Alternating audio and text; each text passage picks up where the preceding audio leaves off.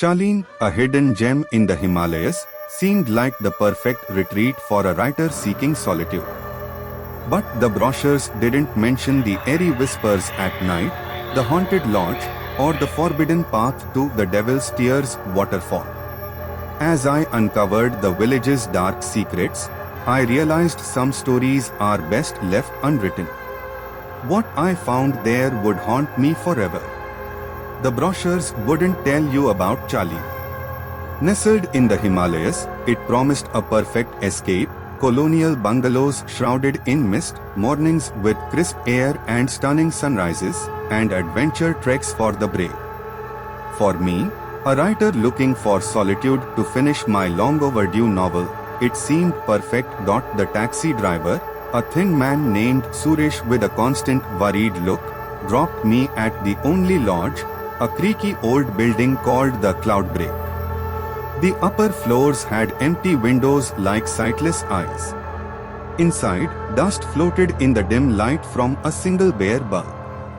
The owner, Mrs. Lahajun, a frail woman with faded green eyes that seemed to hold many stories, barely noticed my arrival. The silence was heavy, broken only by the building's creaks and the wind whistling through the cracks. I couldn't sleep. Whispers, like leaves rustling in a non-existent breeze, brushed my ears, giving me chills. Morning revealed a stunning view of snow-capped peaks in the first light, but I still felt uneasy. The locals were tight-lipped. When I asked about the deserted floors, they looked away, and Suresh muttered about a landslide that had taken a wing of the lodge years ago. A trekker's guide I found in a dusty corner of my room mentioned a forbidden path to a hidden waterfall called the Devil's Tears. My curiosity grew stronger. Suresh refused to take me. "Not safe, sir," he mumbled, fear clear on his weathered face. Undeterred, I set out alone, following a faint trail through dense pines. The air grew colder with each step, the silence deeper, broken only by the crunch of dead leaves under my boots. Then, I saw it, a waterfall, tinged red in the afternoon sun. But the true horror lay behind it. Half buried in the rocks were skeletal remains, bleached white by the relentless sun. Skulls stared at me, their empty sockets accusing. Panic, cold and sharp, gripped my throat. A raspy voice, like dry leaves, echoed in the wind. "Lost, are we?" I turned around. An old woman, her face deeply wrinkled from a harsh life, stood behind me.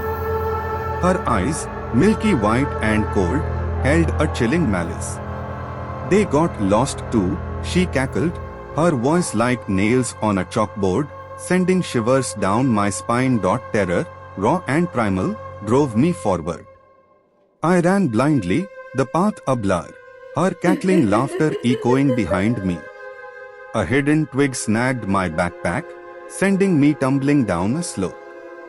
Pain flared in my ankle, but I forced myself up, driven by the urge to escape. I stumbled back to the lodge, collapsing on the porch, gasping for breath. Mrs. Lajum appeared from the shadows, her eyes with a knowing glint that made me uneasy. "The mountains don't like trespassers," she said, her voice oddly unconcerned about my injuries. Suresh arrived that evening, his face grim. He helped me pack, his silence more chilling than any words. As I left Chalin, the rising sun painted the snow-capped peaks a fiery orange. I cast a final glance at the Cloudbreak, a dark silhouette against the vibrant backdrop. I had escaped with my life, but a part of me remained, lost like the souls behind the waterfall. The brochures wouldn't mention them either, but Chalin had a secret, a dangerous one, and it clung to me like the mountain mist, a chilling reminder of the price of trespassing on sacred ground. The whispers that haunted my sleep at the Cloudbreak now echoed in my mind, a constant reminder of the horrors I'd seen. The silence of the mountains, once peaceful, now had a sinister edge, a reminder that some places are best left undisturbed. If you enjoyed this tale of Charlene's hidden horrors, please like and subscribe for more spine-chilling stories. Have you ever experienced something eerie or unexplained? Share your own haunting encounters in the comments below. Your stories might just inspire the next video.